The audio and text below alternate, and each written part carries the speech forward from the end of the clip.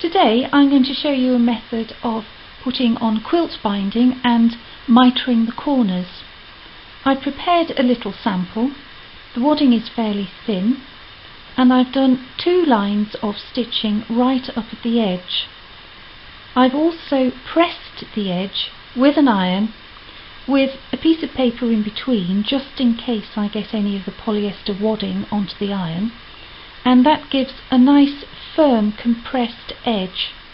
Make sure that you don't iron into the quilted part here. To make sure that you get clean, neat, right-angled corners, you need to cut the edges and the corners as straight as possible with clean right angles, and I'm now going to do that with the rotary cutter.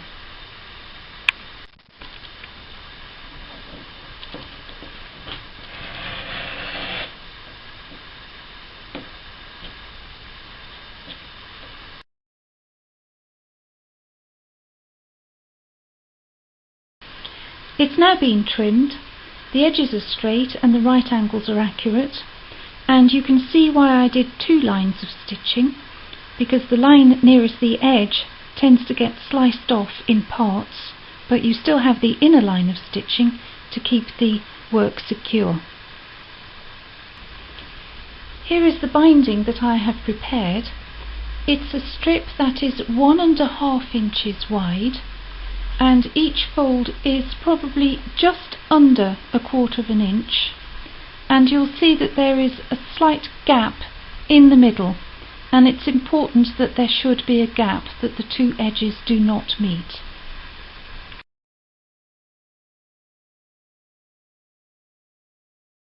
Here is the binding ready to sew onto the piece of quilting, and I prefer to use hair grips because they keep the work flat.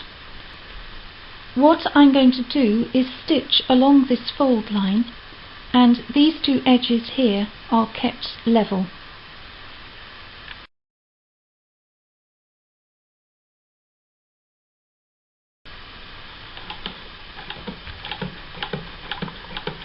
And I'm going to sew it right up to the end. I can feel the end just under my finger there, which I will have to get out in time because I'm using a quilting foot, and it's much easier to stab your finger when you're using a quilting foot.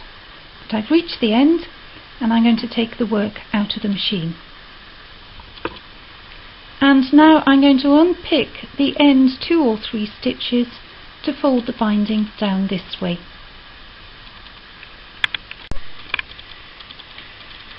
To demonstrate how to fold the binding at the corner, I've sewn a strip of paper onto some cardboard so that you can see large scale what's happening. I've already stitched right up to the corner, and this pencil line here indicates the fold in the actual tape. Now, having stitched to the corner, I'm going to undo just a couple of stitches.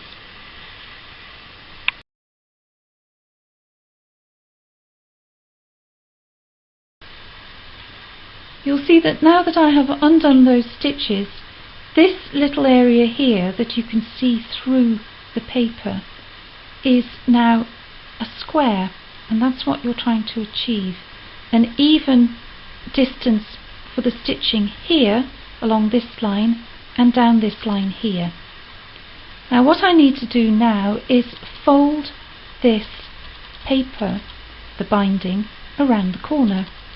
And what I need to do is fold it so that this edge here stays against the edge underneath the cardboard. And I'll show you what I mean. What I've done now is folded the paper up so that there is a diagonal line coming straight up to the corner, a diagonal fold.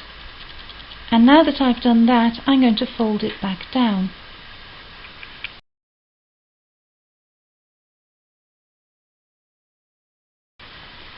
And now I'm going to fold it down so that this edge lines up with this edge of the card. And when you do that, there should be a a horizontal fold across here at the top, level with this edge.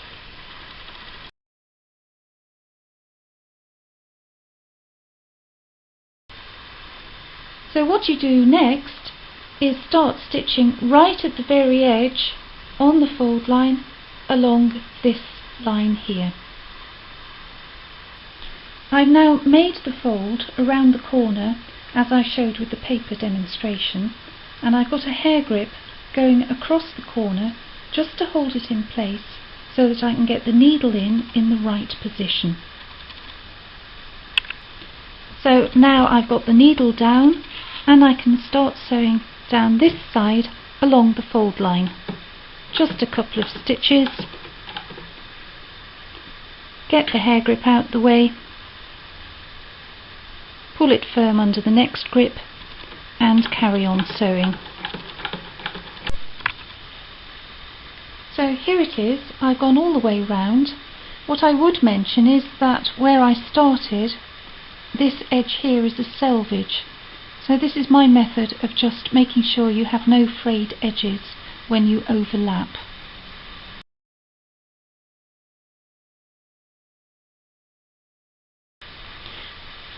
The importance of having clean, straight right angles at each corner is that when you fold the binding over to the other side, the mitred corner should fall into place naturally.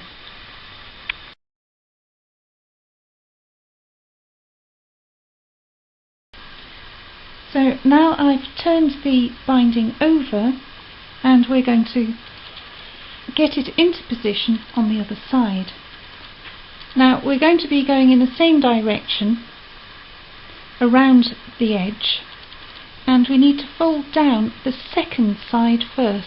So fold under on the fold line, hold it in place with a grip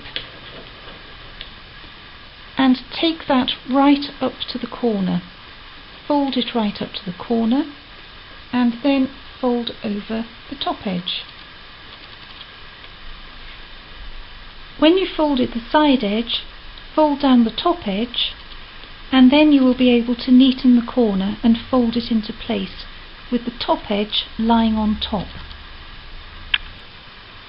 And you can see when I hold it down in position with the unpicker that it's a nice neat fold that goes straight to the corner.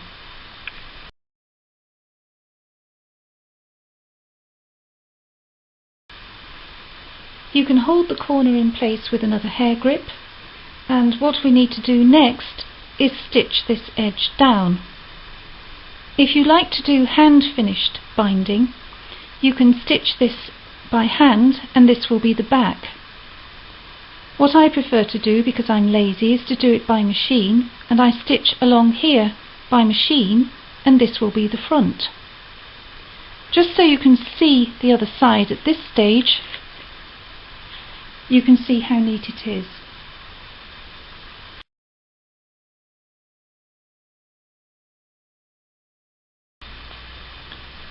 So here it is in the machine, ready to start sewing. What I do is I only prepare one corner at a time and I put in the grips for the corner as I actually approach it. So I can bind this quilt using only 3 hair grips for securing the work as I get there.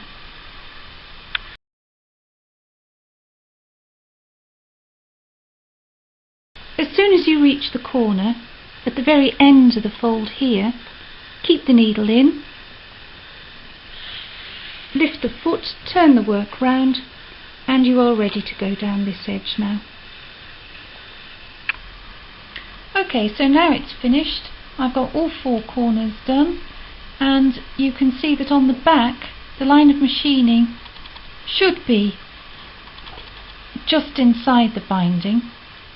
Sometimes you veer off and go too close to the edge and actually get onto the binding, but seeing as it's the back, I don't really care. But the important thing is that the corners are neat and that the folds on front to back go in opposite directions. If I put a little stick underneath, cocktail stick underneath that fold and underneath this fold, you'll see they go the opposite way.